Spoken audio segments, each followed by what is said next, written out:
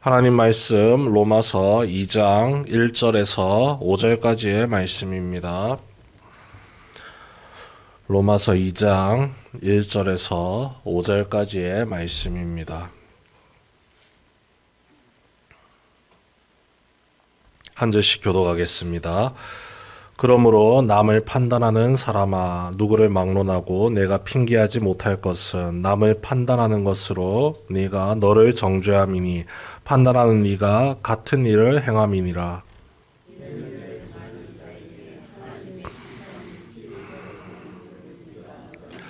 이런 일을 행하는 자를 판단하고도 같은 일을 행하는 사람아, 내가 하나님의 심판을 피할 줄로 생각하느냐?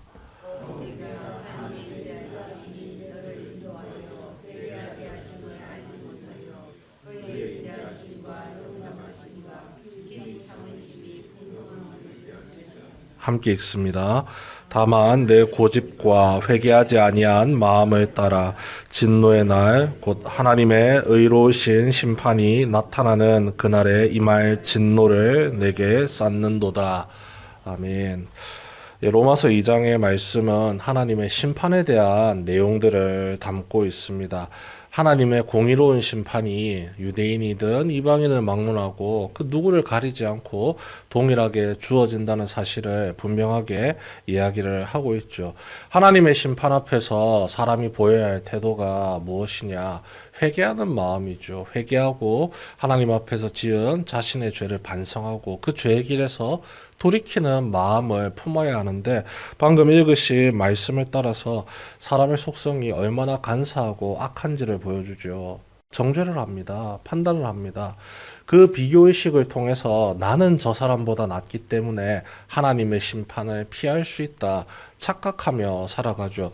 그 착각에 최전선에 서 있었던 사람이 바로 유대인들입니다. 그 유대인들, 하나님께서 주신 그 율법을 가지고 자신의 삶을 잘 살아내야 되는 것인데, 그것을 다른 사람의 판단의 도구로 삼아서 나는 이만큼 잘 지키고 있는데 너는 왜 이것을 지키지 못하느냐, 끊임없이 다른 사람을 공격하고 비방하고 비난했습니다. 그래서 바울이 이야기를 하죠. 남을 판단하는 사람아, 누구를 판단하고 너는 핑계하지 못한다. 그 남을 판단하는 그 판단으로 너 스스로를 정죄하고 있는 중이다라고 이야기를 하고 있습니다. 상대와의 비교를 통해서 자신의 정당성을 찾으려고 하는 사람의 안타까운 모습, 그 안타까운 모습을 하나님께서 하나하나 세밀하게 지금 살피고 계신다는 것이죠. 차라리 회개하고 주님 앞에 무릎을 꿇었더라면 하나님의 그 자비하심으로 말미암아 그가 심판으로 말미암는 징계를 받는 것이 아니라 회개를 통한 구원의 은혜를 누릴 수가 있는데, 그것을 누리지 못함을 안타깝게 여기고 있는 지금 바울의 마음이 이 글 안에, 이 성경 말씀 안에 들어가 있는 겁니다. 우리 6절 말씀 읽진 않았지만 함께 읽어볼까요? 6절 말씀입니다. 함께 읽겠습니다. 시작. 하나님께서 각 사람에게 그 행한 대로 보응하시되, 그 사람의 행동을 하나님께서 일일이 살펴보고 계시다는 겁니다. 그 사람의 행동, 그 사람이 살아가는 모든 삶의 모습들, 하나님과의 관계가 이루어져 있기 때문에, 맺어져 있기 때문에 그 사람이 어떻게 살고 있는지를 세밀하게 살피시고 감독하시는 하나님입니다.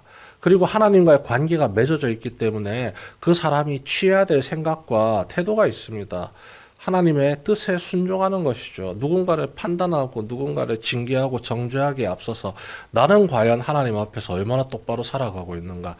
사실 그 율법이 주어지고 또 이방인에게는 그 율법을 대신하여서 양심이라는 심판의 척도를 하나님께서 모든 사람에게 핑계하지 못하도록 허락해 두셨습니다. 이방인은 양심을 따라서, 유대인은 율법을 따라서 자신을 살펴야 됨에도 불구하고 그 시선을 자꾸 외부로 돌리니 문제가 생기는 것이죠.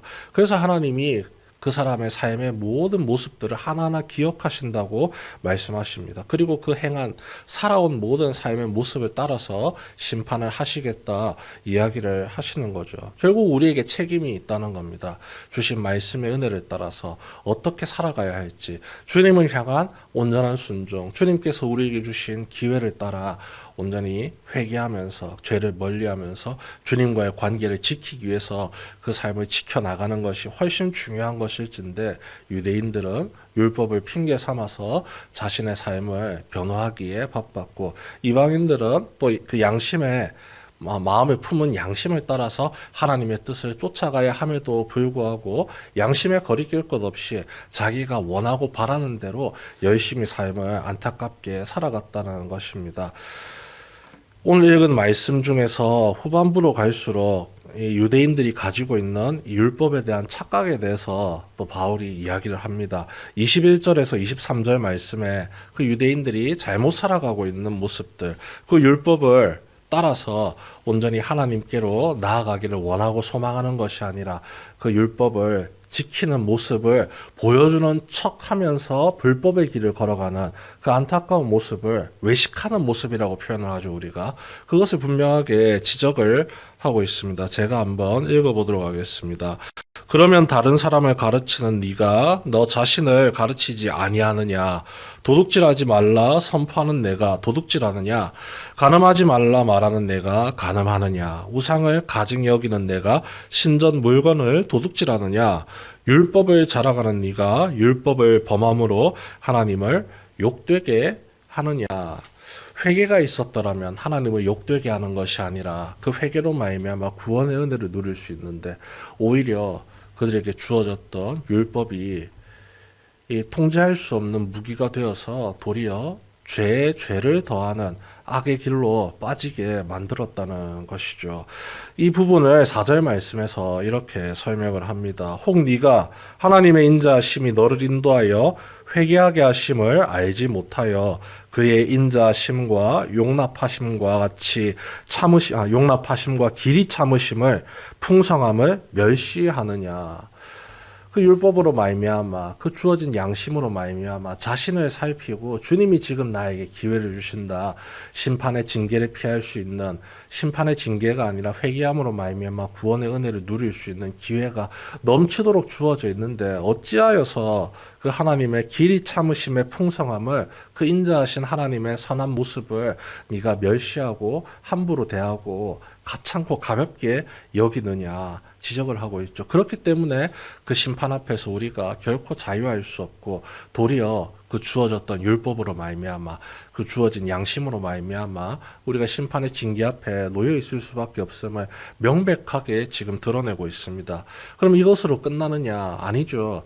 이런 공의로운 심판이 있기 때문에 그 심판에 대해서 우리가 버티고 견딜 수 있도록 필요한 것이 하나가 있다는 것을 우리에게 알려주는 것이죠. 바로 예수 그리스도의 복음의 은혜입니다.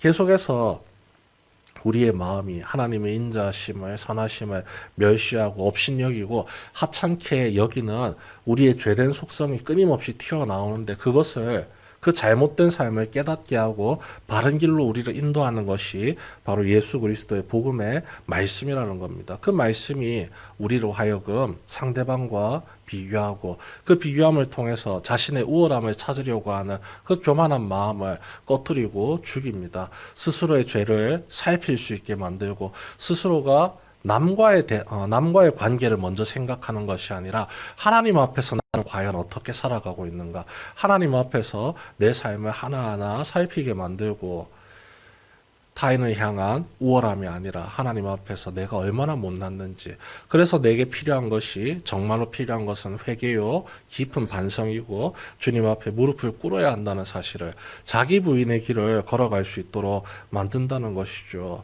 하나님의 공의로운 심판 결코 피할 수 없지만, 그 누구도 핑계할 수 없고 피할 수 없지만 피할 길을 내시는 하나님의 사랑, 예수 그리스도의 복음의 은혜가 우리에게 주어져 있음이 참 기쁘고 은혜로운 길, 은혜로운 삶이라는 사실을 우리가 잊지 않고 기억하며 나아가야 할 줄로 믿습니다. 그 은혜의 선물을 우리가 온전히 받아들이고 깊이 묵상하고 마음에 새기고 그 복음의 은혜를 힘입어서 우리의 삶을 온전히 주님과 동행하며 나아갈 때 주님께서 내게 베푸신 인자하심, 내게 더하시는 그 놀라우신 사랑과 기꺼이 나를 기다려 주시는 그 은혜를 말미암아 그 위로를 날마다 누리며 나아가게 될 줄 믿습니다. 우리의 모든 인생 가운데서 주님이 간섭하시고 주님이 역사하셔서 심판의 징계를 받는 것이 아니라 구원의 은혜를 누리게 하시려는 그 주님의 사랑을 기억하고 감사하며 마음에 묵상하고 기도하는 이 아침 시간 되시길 주님의 이름으로 축원합니다.